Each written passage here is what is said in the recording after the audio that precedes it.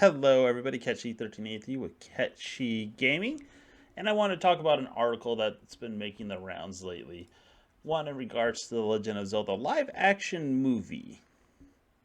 With this particular article, Zelda live action movie director aims to make serious adaptation that feels real.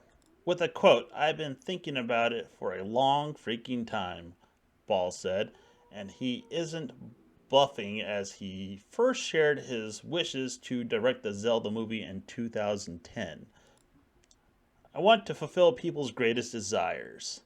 I know it's important, this franchise, to people, and I want it to be a serious movie, a real movie that can give people an escape." So, considering that it took 30 years just for a Mario movie to come out, and I think it's probably 10 years too late, in my opinion, maybe actually closer to 12, maybe even 14, I would say a lot is actually riding on this movie. And to be honest, I think this is just more or less an extension of marketing. If you want to know what I mean, just look at Mario. How many Switches got sold because of that, along with Mario titles and Switch titles in general? And a lot of people keep praising the Mario Brothers movie. I think it was okay at best.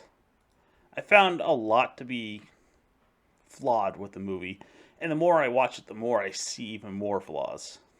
And I plan on making sort of a series based off of that, at least from my personal perspective in that regards. But I can't emphasize enough that this is being made by Sony Pictures. Not only is this company a rival game company, for all intents and purposes, because yes, the Nintendo Switch is killing it in both the US and Japan, where Sony used to be king in Japan and it no longer is. But Sony is gone downhill in terms of the quality of its games. I mean, the stories are just turning to utter rubbish. But I'm talking about the movies. We don't even need to point out the movies, but I'm going to. Madam Web, Morbius. I mean, the director here, yeah, he did the Into the Spider Verse, and that only did, what, $400 million? And lost to anime at the Oscars? I mean, it's the Oscars, no one cares, but it's the whole entire diversity and inclusion group, and they lost to an anime. That's how good the anime was in comparison to Into the Spider Verse. I mean, it was at a point where an anime beat it with a smaller budget, I am sure. Don't get me wrong, I'm also familiar with the man's work who made the anime. I've seen a lot of it, and he does some excellent storytelling, so that's probably in large part to why. But no, I do not think this man can separate his tendencies to make something true to the Zelda name. And I don't think Sony can help themselves and not taint it. This feels like a bit of self sabotage just to have Sony work with you on one of your biggest IPs. I mean, this is just utterly stupid in my opinion. If I were Nintendo, I would try and set up a studio before I started negotiating with other studios first. I mean, we already see remnants of it in the Mario Brothers movie. Peach was not Peach. She was cruel and mean in comparison to the Peach that is in the video games, especially in light of Princess Peach Showtime. When that came out, she definitely showed a much different side than what you saw in the movie, and I know that Nintendo told them to tone that down, but they didn't tone it down nearly enough, if you ask me. And I can't help but feel like this is gonna repeat itself in the Legend of Zelda movie. Honestly, if I were Nintendo, I would try and stick with a studio in Japan. Find an anime studio. I mean, they have a history of working with anime artists in the past. You have Yoichi Kotobe. I'm hoping I pronounced that correct, assuming my romanization is not dulled as much as I hope it is.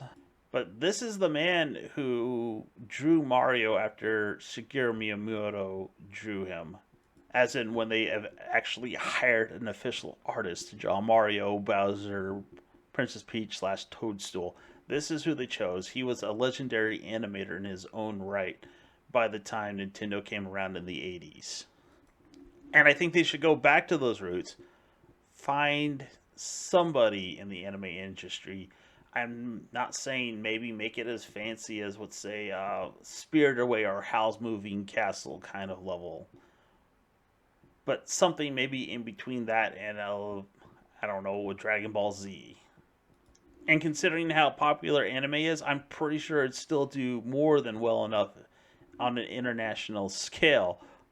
I mean, you might have to put in some extra work if you want to dub it for major markets like the US so that the lips sync up with the English words, which might drive up the cost a little bit. And I'm sort of wondering that's why they're going with live action, is to sort of bring down the cost yet again, but they're spending like $200 million on this.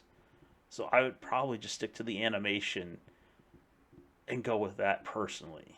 I know the deal's been done, and I just hope that people that are talentless hacks who have gotten themselves into places of creativity don't ruin The Legend of Zelda. I mean, everyone's been wanting this movie for years if you're a Legend of Zelda fan. And I have my doubts considering the track record of the studio involved, along with the director.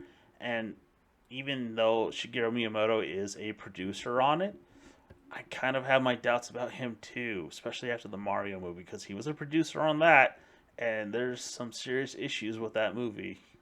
Anyways, that's just my 2 cents on it. If you made it this far, thanks for watching. Have a good one.